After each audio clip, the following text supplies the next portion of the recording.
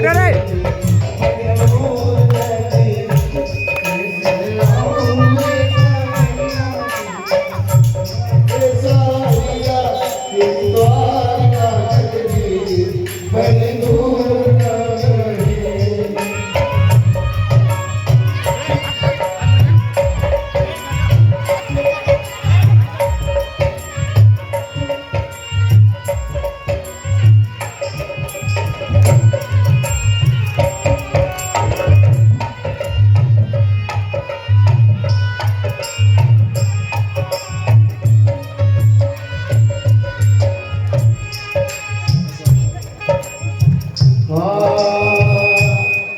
देखो देखो ये गरीबी, ये गरीबी का हाल, कृष्ण के दर पर विश्वास लेके आया हो, मेरे बचपन का यार है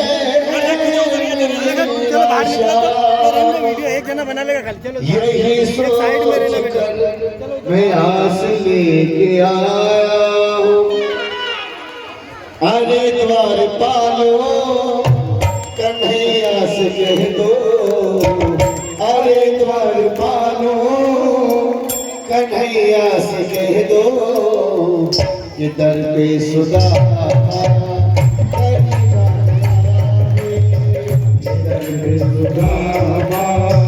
गरीब आ गया है, भटकते भटकते न जाने कहाँ से, भटकते भटकते न जाने कहाँ से, तुम्हारे महल गरीब आ गया है, तुम्हारे महल के करीब आ गया है।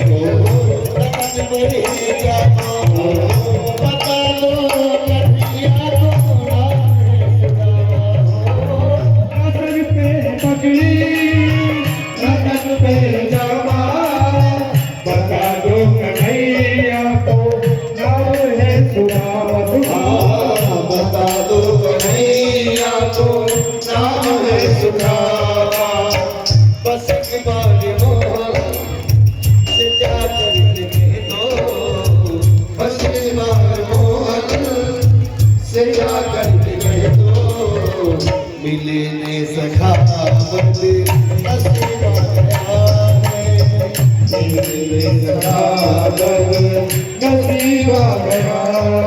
सुदामा जी जैसे ही चले और सुदामा जी जैसे ही गए और सुदामा जी समुद्र के किनारे पर पहुंचे और जैसे ही पहुंचे तो सुदामा जी ने देखा कि अब समुद्र है और कैसे इसको मैं पार करूंगा।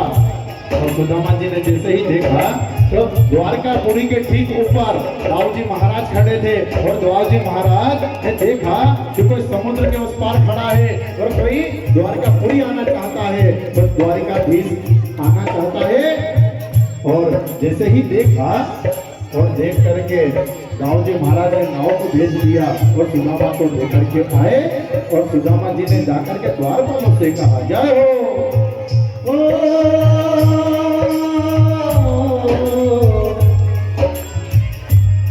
शीश बता में आग के जाल बसे और धोती फटी सी लगी दुपटी सी पायो पाओ नहीं की किदार खड़ोत देख गयो चकी सो अभिरामा और पूछत दी दयाल गोरा बतावतिया कितो ना सुदामा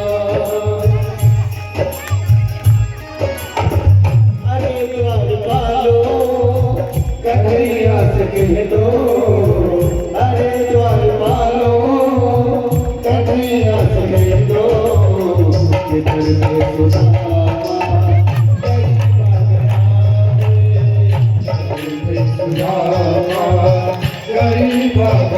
सुदामा जी को जैसे ही जाकर के द्वारपालों से कहा तो द्वारपालों ने धक्का दे दिया और द्वारपालों ने कहा द्वारपालों से कहा तो द्वारपाल खड़ा था जैसे गेट पर उसने धक्का दिया अरे सुदामा ने कहा कि मेरा मित्र है सुदामा तो द्वारपालों ने कहा कि आपका मित्र वो राजा और तुम भिखारी अरे जा हट यहाँ से दूर हटा दिया सुदामा को दूर हटा दिया दूर धक्का दे दिया और सुदामा जी जाकर के एक कुएं की पाल पर बैठ गए और सुदामा जैसे ही जाकर के बैठे इंतजार करने लगे भटकते भटकते न जाने कहां से भटकते भटकते न जाने कहां से तुम्हारे तुम्हारे महल के करीब आ गया है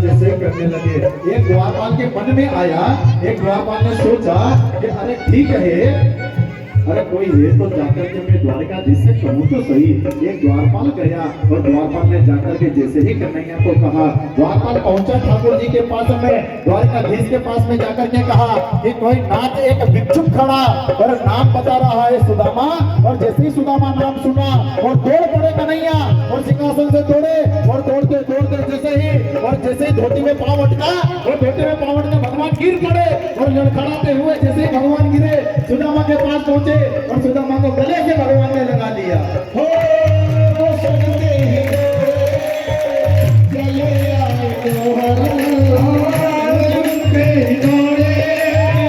चले आए लगाया गले गले से सुदामा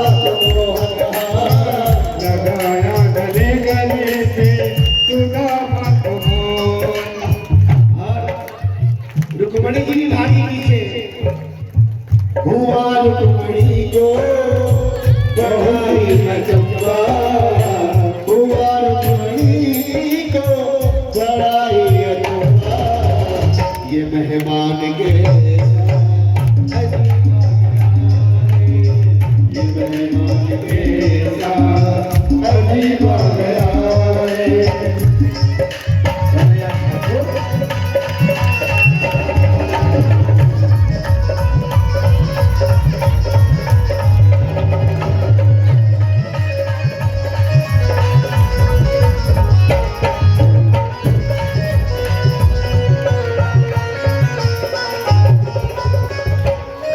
भगवान करके चले और जैसे ही द्वारकाधीश सुदामा को लेकर आने लगे तो सुदामा ने कहा और सुदामा को लेकर आने लगे और सुदामा को जैसे ही भगवान द्वारकाधीश ने कहा कि जब आप भूखे थे जब मैं भूखा था द्वारकाधीश कन्हैया से कहने लगे सुदामा से कहा द्वारकाधीश ने कि जब मैं भूखा था तो तूने मुझे अपनी पीठ पर उठाया और आज तू भूखा है मैं तुझे अपनी गोद में उठा करके लेकर जाऊंगा और भगवान उनको लेकर सुदामा को जैसे ही आए और सुदामा को लेकर के अंदर आए और द्वारकाधीश में अंदर लेकर के आए अपने राजमहल में और लाकर के सिंहासन पर बिठा दिया।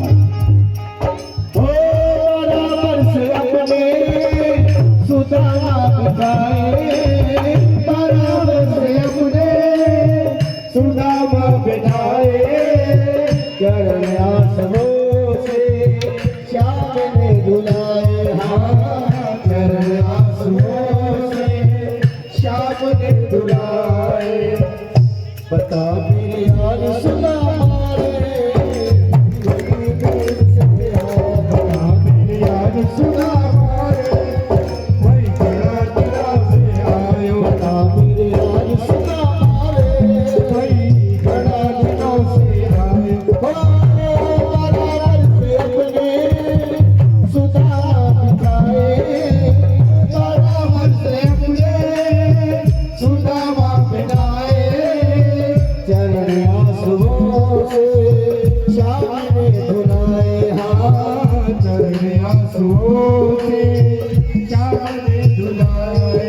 द्वारिकाधीश ने बिठाया सिंहासन पर ले जाकर के सुदामा को और खुद बैठ गए चरण में। और जैसे ही चरण में बैठे और कहा भगवान द्वारिकाधीश ने कि जाओ रुक्मणी, जाओ अंदर जाकर के जल लेकर के आओ, मेरा मित्र आया है, इसके चरण धुलाना है। और रुक्मणी तो जल लेने के लिए अंदर गई और जैसे ही जल लेने अंदर गई रुक्मणी और जल लेकर के आए, उतनी देर में तो द्वारिकाधीश ने देखा, द्वारिकाधीश ने अपना हाथ फेरा और अपना हाथ जैसे ही द्वारिकाधीश ने भगवान के सुदामा के चरण के नीचे जैसे ही हाथ फेरा और देखा और सुदामा जी ने अपने चरणों को जैसे ही खींचा और चरण खींचा तो भगवान द्वारिकाधीश ने सोचा कि कुछ ना कुछ चुपा है। और देखा भगवान ने पैर को लंबा किया, खींचा सुदामा को पैरों को और जैसे ही खींचा द्वारिकाधीश ने देखा कि कुछ कांटा चुपा है और कांटा चुपा है सुदामा के चरणों में। जो कांटा चुपा देखा द्वारिकाधीश ने पैर लंबा करके तो अपने मुख से अपने दांतों से सुदामा के चरण का कांटा निकाल दिया।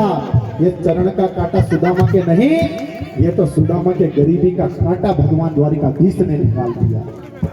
चरण का कांटा निकाला, रुक्मणी जल लेकर के आई और चरणों को पखारा हो गया। जय हो बराबर से अपने सुदामा बिठाए, हो बराबर से अपने सुदामा बिठाए, चरण आंसुओं से श्याम ने धुलाए, हाँ चरण आंसुओं से श्याम ने धुलाए। न घबराओ प्यारे जरा तू सुदामा, न घबराओ प्यारे जरा तुम सुदामा, खुशी का समा तेरे खुशी का समा तेरे गली में गया है, खुशी का समा तेरे गली में गया है, खुशी का समा तेरे गली में गया है, खुशी का समा तेरे गली में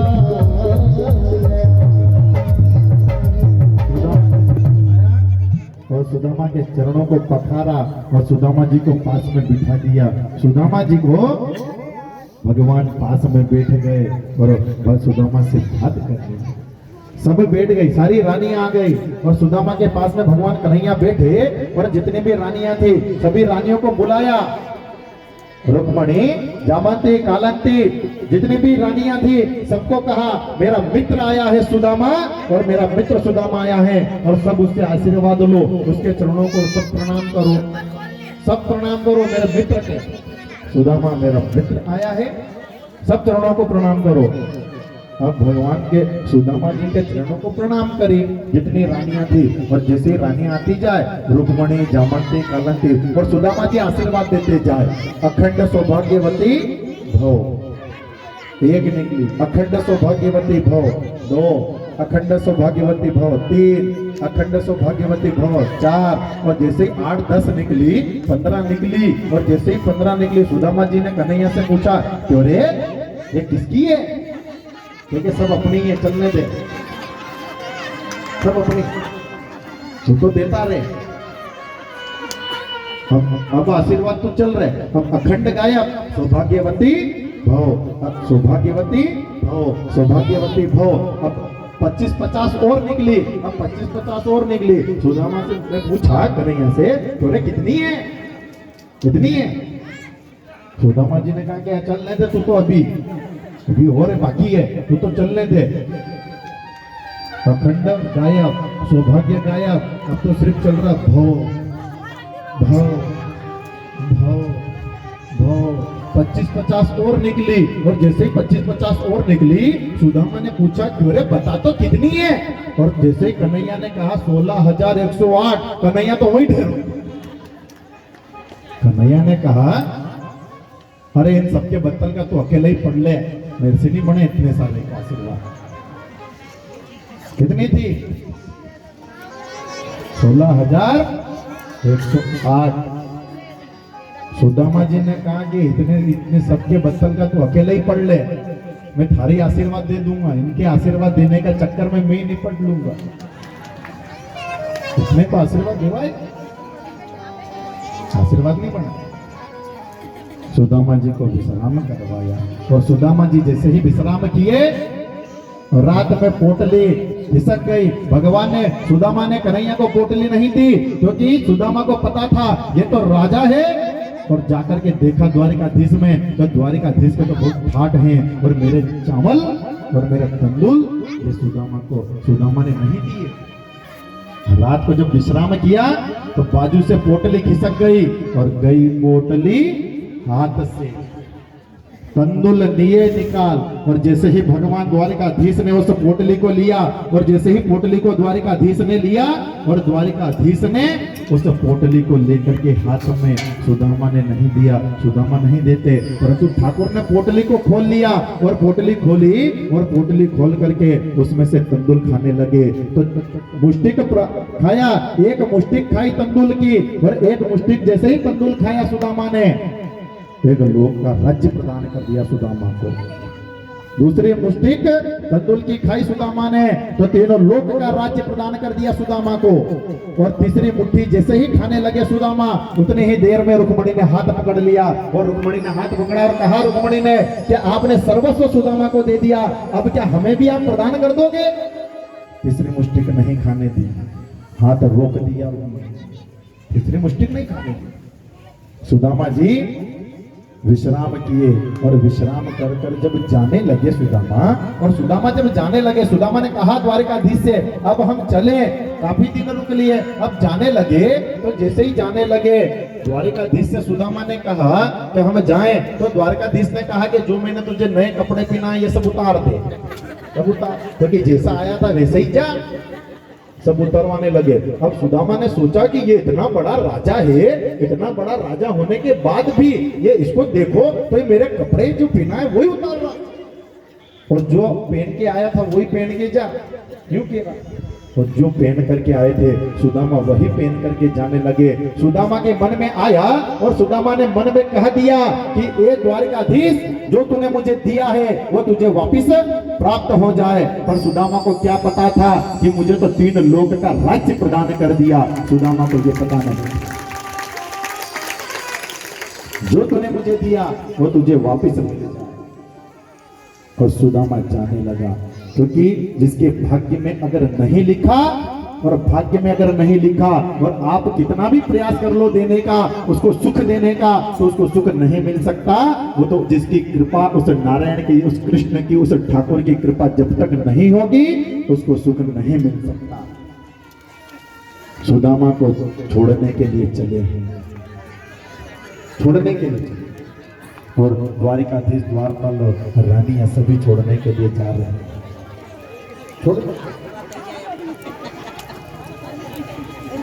छोड़ने के लिए गए सुदामा। सुदामा जी चले और सुदामा वापस से पहुंच गए और वापस से जैसे ही छोड़ने के लिए सभी पहुंचे और छोड़कर सुदामा जी जाकर के जब सुदामा ने देखा कि सब कुछ प्राप्त हो गया, सुदामा को सब कुछ भगवान ने कृपा करी। क्योंकि अगर मान लो सुदामा ने वापस अगर कह दिया कि जो तुझे मुझे दिया है तूने वो तुझे वापस प्राप्त हो जाए, तो लेकर देने के बाद नहीं लूंगा, तो सुदामा को सब प्रदान किया। ये ठाकुर की कृपा है, उस कृष्ण की कृपा है। अगर उसकी कृपा जब तक नहीं होती तब तक चाहे कितने भी हाथ पैर मार लो तो अपना सीधा हो ही नहीं पाता। वही क्या, वो तो उस ठाकुर की कन्हैया की, उस गोपाला की कृपा होना चाहिए, भक्ति प्रखर होना चाहिए उसके परमात्मा के प्रति, उस द्वारिकाधीश के प्रति। आपका मन और भाव एकाग्र, एक मन एकाग्र चित्त और आपका भाव प्रकट हो, आपका भाव अगर प्रमुख होगा, आपका भाव अगर प्रखर होगा तो वह नारायण और द्वारिकाधीश